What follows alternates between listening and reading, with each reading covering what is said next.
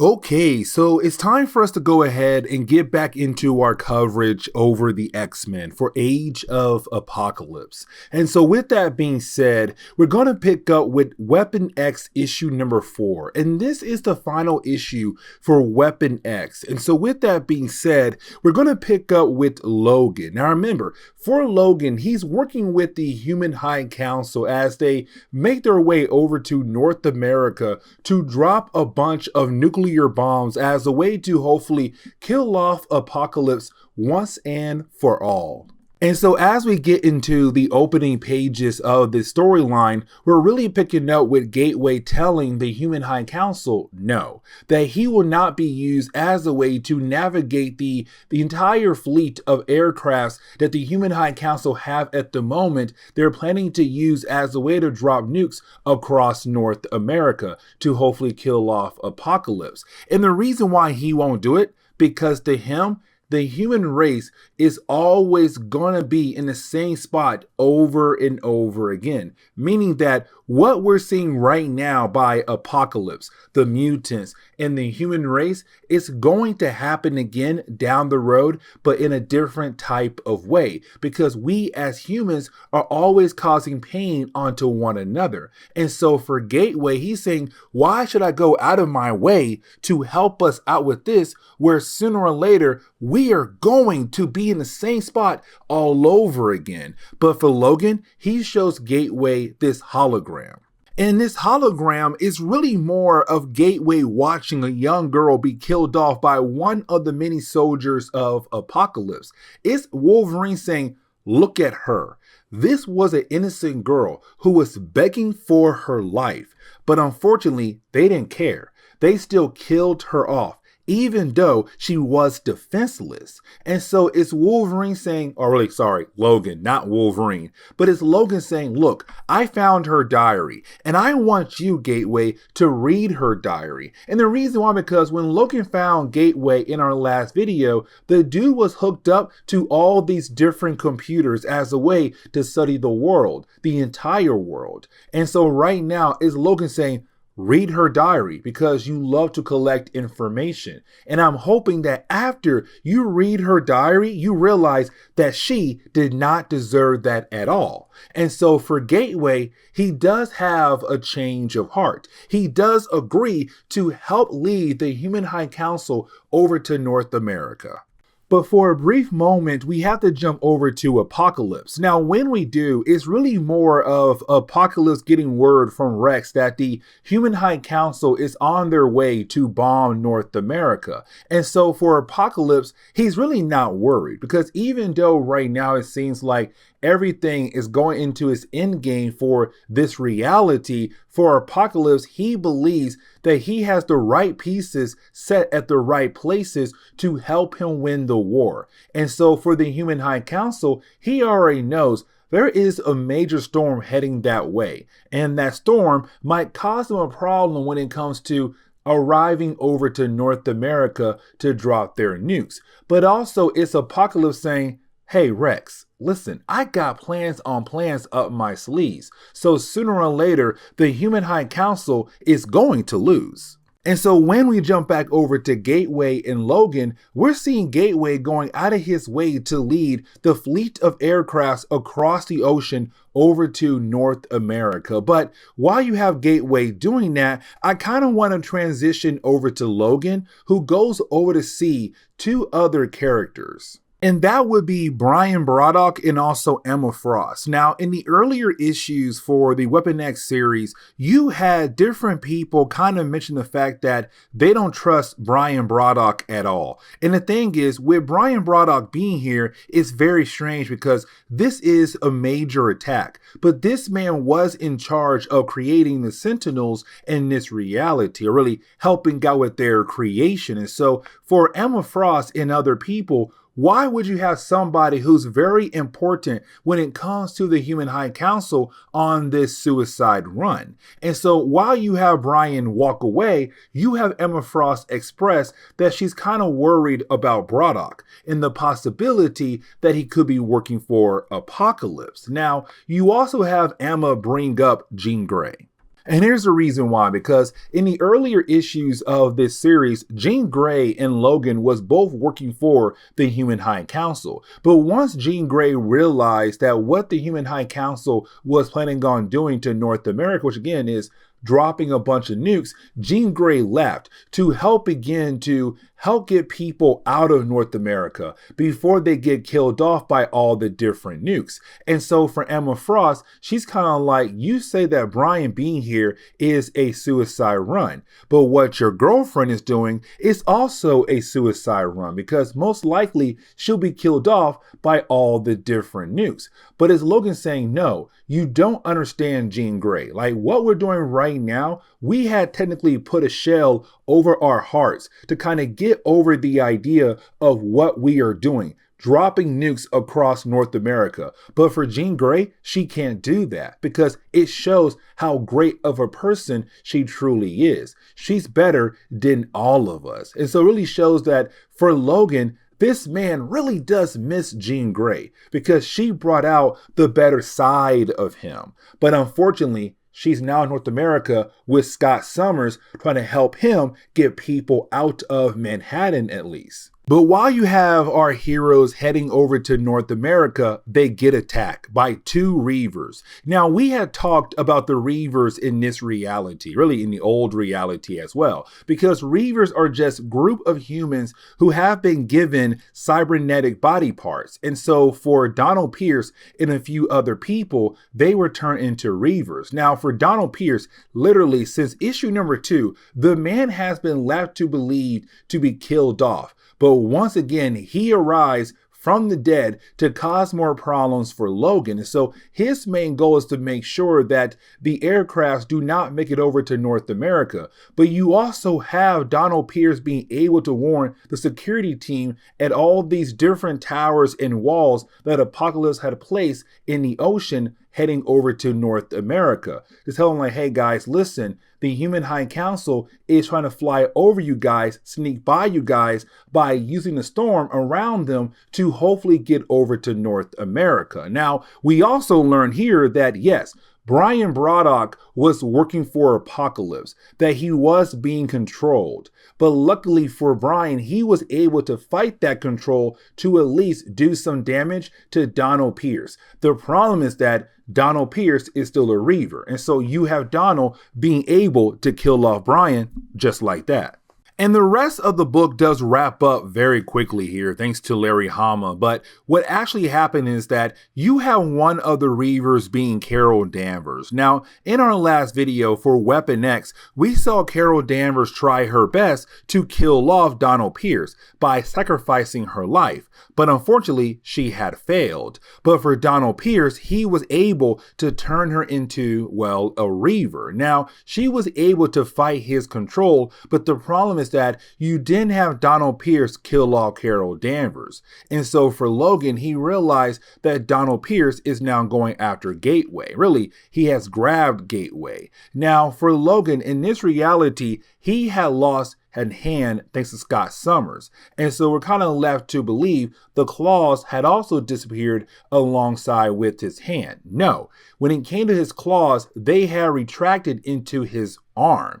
And so you have Logan being able to bring those claws out at the very last second to stab Donald Pierce, to hopefully once and for all kill him off. And for Gateway, he does open a portal just big enough to allow all the different aircraft, go into his portal to lead over to North America, to begin the process of dropping nukes across North America to hopefully kill off Apocalypse, but to also kill off his empire as well. But now it's time for us to go ahead and jump over to X Universe issue number 2. And when we do, we're really picking up with the idea where we left off last time when it came to the X Universe storyline. Because remember, X Universe really does focus on other characters who were not really part of the X books in the old timeline. So like Gwen Stacy, Tony Stark, and Donald Blake. But there is one character who is technically part of the old X-Men line of comics, and that would be Michael, the older brother to Colossus. And right now, what he's trying to do is give humans salvation. Now, his whole idea of salvation is to give humans cybernetic body parts, kind of like Reavers, but to kind of give them the chance to survive in this brand new world that Apocalypse is building. But at the same time, for Michael, he also has other plans for these humans who are going through this process. And so you have thousands and thousands of humans wanting their turn in this whole idea of his salvation. And so we're seeing more and more humans get on transport aircrafts that lead over to Michael's main aircraft. But in our last video, we had saw all the different characters we met in the last video for X Universe go inside Michael's ship to kind of be volunteers for this process. So you had like Tony Stark, Donald Blake, Gwen Stacy, I want to say Victor Von Doom as well. They all went inside. Oh yeah, Ben Grimm, Susan Storm, and also Clint Barton. But as we go inside, we technically see that they're all being held in some kind of stasis, waiting for their turn to be worked on, to be turned into cyborgs technically. And right now, Tony Stark is the first of them to actually go through the process. We also have to remember that in this reality, in the X Universe book, Matt Murdock works for Michael. As a matter of fact, Matt Murdock was one of the first few projects to be successful for Michael. So for Matt's second sight, it came from Michael's cybernetic upgrades. But also we see him being a watcher or a keeper for a character known as Empath. Now, when it comes to Empath, he has the ability to control other people's emotions. And so for Empath, it does seem like he's controlling all the different people around the different aircrafts that Michael is currently floating over. So you have all these different humans just expressing rage left and right. The problem is that for Empath, he's feeling every single thing that other people are feeling. So when someone dies, he feels that. When someone gets injured, he feels that. But for Matt Murdock, he continues to push Empath on for a bigger plan that Michael is currently doing.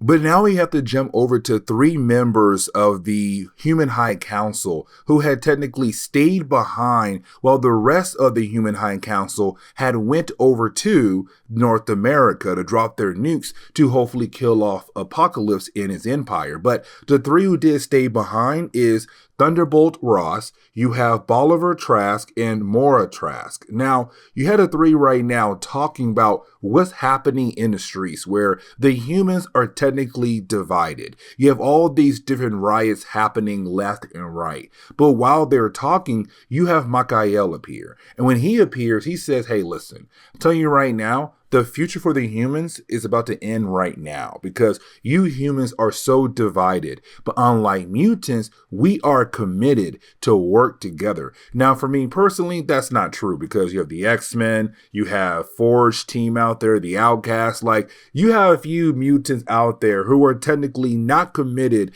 to work for Apocalypse.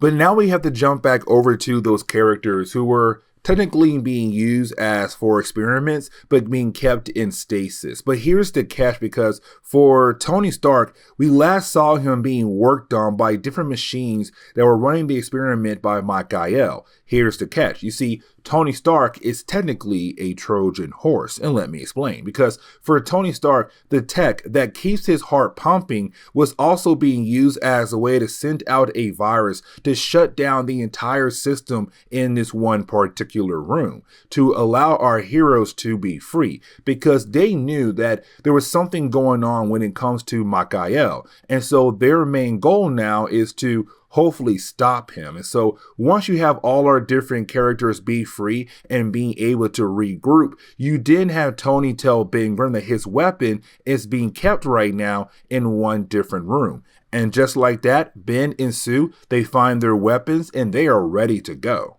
But now I want to jump over to Bullseye. Now, it's only for a brief moment, but you have Bullseye leading a group of humans who are now fighting against the humans who are technically on the side of Michael. And so these other humans who are now on the side of Michael are now being looked at as turncoats, traitors. And so you have Bullseye leading an army of humans who want to help take over Michael's ship, but to also get rid of the turncoats. Unfortunately, at first, the turncoats have the higher ground, being able to take out Bullseye's crew. But luckily for Bullseye, Ben Grimm and Susan, they have the even higher ground to allow Bullseye forces to advance as they take out the turncoats who are fighting against Bullseye's army.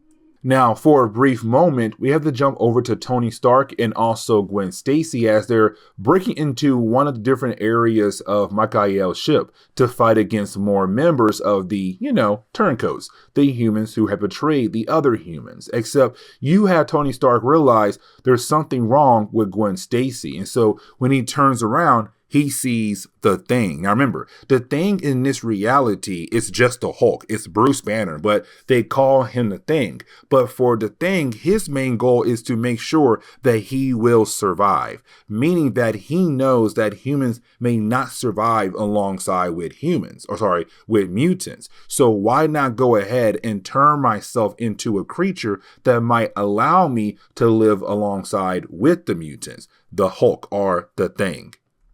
Now, for Donald Blake, he does go confront Michael, but here's the thing, because Donald Blake is not Thor in this reality. It seems like he never reached that point where he was able to return into his god state. But for Donald Blake, he does confront Michael. And the thing is, for Michael, he already had different humans that he had been working on. And so you didn't have Michael calling in the Strike Force. And the Strike Force was, the latest humans to be given different parts, different cybernetic parts to allow them to be quote unquote better. Now, at the very last second, you have Victor Von Doom being able to help protect Donald Blake by shooting off a few members of the Strike Force.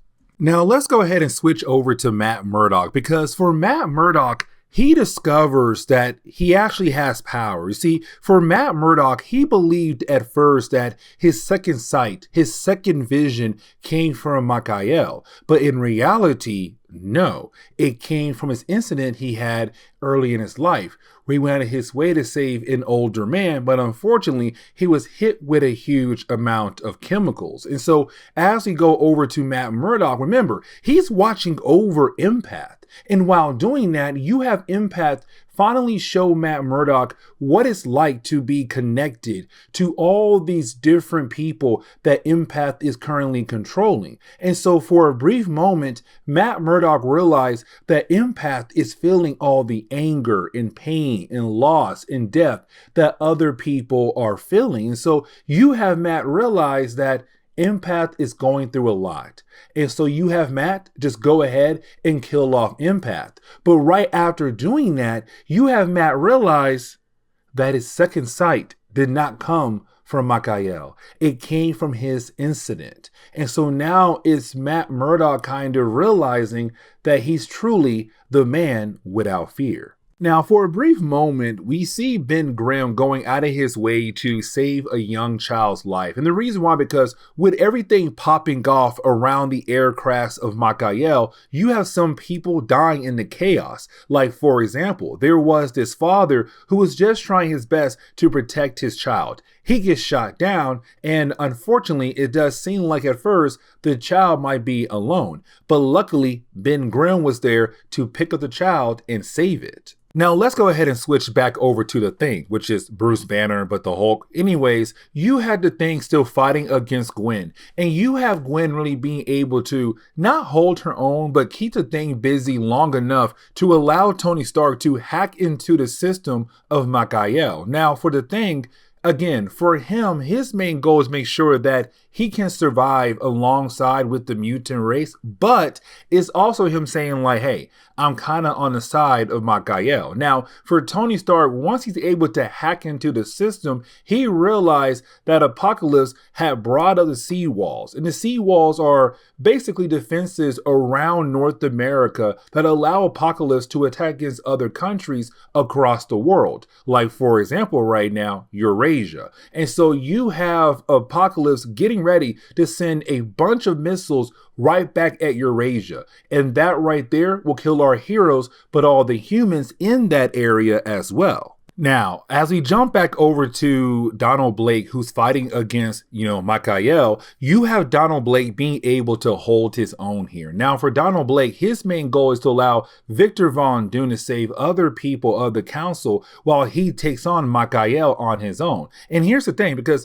for Donald Blake, it does seem like in this reality, he never did become Thor after arriving on Earth as Donald Blake. And so because of that, you have Donald Blake out of nowhere being able to pull out of this huge amount of strength that was locked away in his body, and he used that strength against Michael to stab him with his own cane. And you didn't have the two characters fall out of the Big Ben and fall what seems to be to their death. And the book kind of ends on the note where you do have our heroes trying to regroup. And they're also kind of wondering what is their next move. Like, should they escape? Should they stay behind to help out all the humans who are still in Eurasia as all the different missiles that Apocalypse had just sent over the ocean over to Eurasia to wipe out Eurasia? Like, what could be their next move? And so for our heroes, as they're wondering that, we also learn that Ben Grimm died. They're trying to say that child, he got shot. And so that bullet wound has slowly killed him off, but he was able to make it to the others to at least get the child over to Susan. And so the book kind of ends on the note where all you see is bright light, and we're kind of left to wonder, is this bright light the whole idea of all the bombs dropping, or possibly this reality being wiped out because it should not even exist in the first place? Again, so many different questions. Now, matter of fact, these questions do get answered in a Hulk book that comes out years later, like years later. But with that being said, guys, please leave me a like down below and subscribe. But guys, see y'all next time. Later.